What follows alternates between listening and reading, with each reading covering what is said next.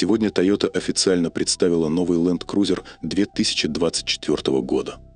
Одна из самых ожидаемых новинок поступит в продажу первого квартала 2024 года.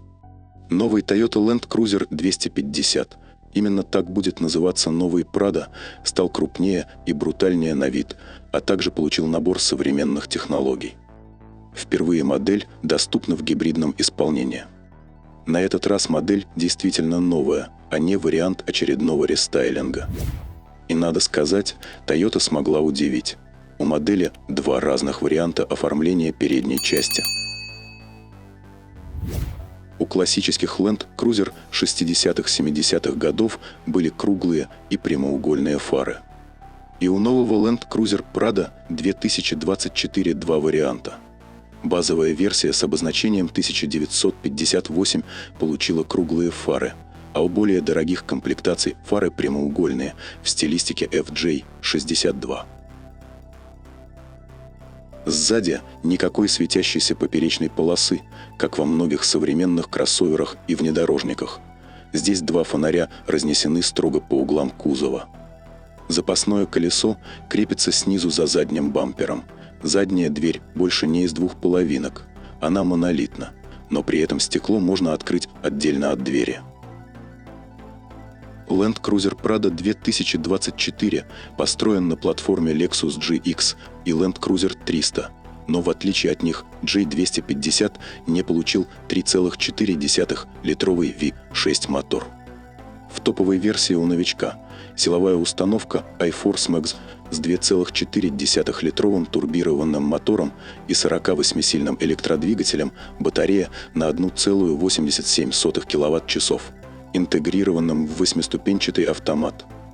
В сумме 326 лошадиных сил и 630 ньютон-метра крутящего момента.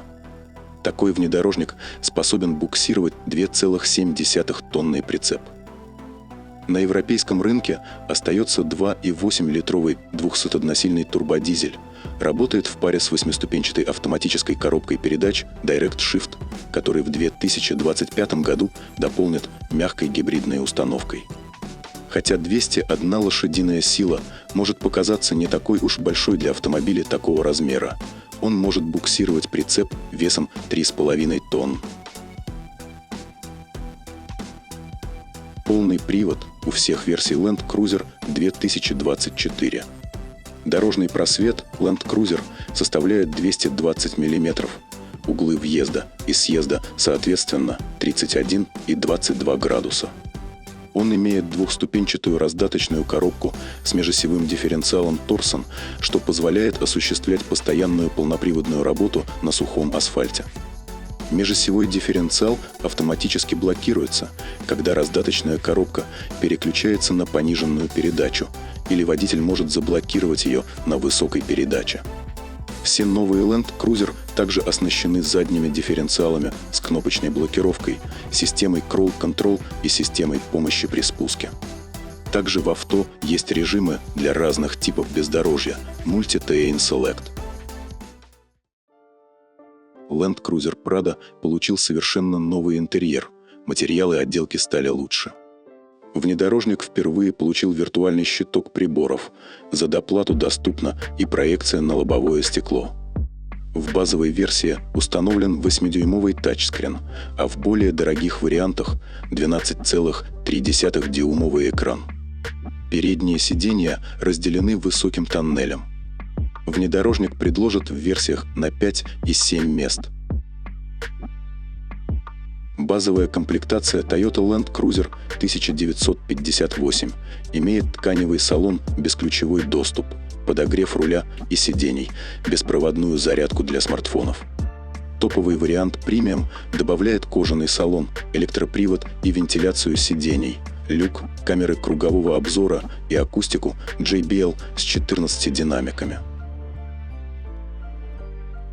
Во всех Land Cruiser предусмотрен пакет систем безопасности Safety Sense 3, адаптивный круиз-контроль, автоматическое торможение, удержание в полосе, контроль слепых зон, управление светом фар и распознавание дорожных знаков.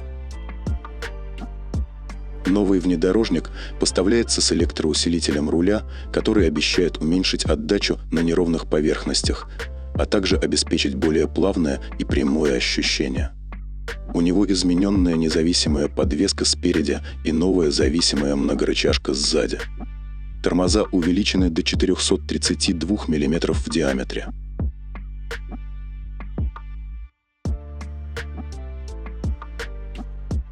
Внедорожник построен на той же платформе, что и Lexus GX 2024. Он стал крупнее, хотя он компактнее Lexus. Размеры Land Cruiser 250. Длина 4920 мм. Ширина 2139 мм. Высота 1859 мм. Колесная база 2850 мм. Комплектуется дисками от 18 в базовой до 20 дюймов в топовой комплектации. Точных цен пока нет, сообщается лишь, что Land Cruiser 1958 обойдется около $55 тысяч. Внедорожник планируют продавать не только в Европе, Азии и Африке, но и в Северной Америке. Спасибо за просмотр. Ставьте лайк и не забывайте подписаться. Ваша оценка нам всегда будет приятна и вдохновит для нового творческого развития. До скорой встречи!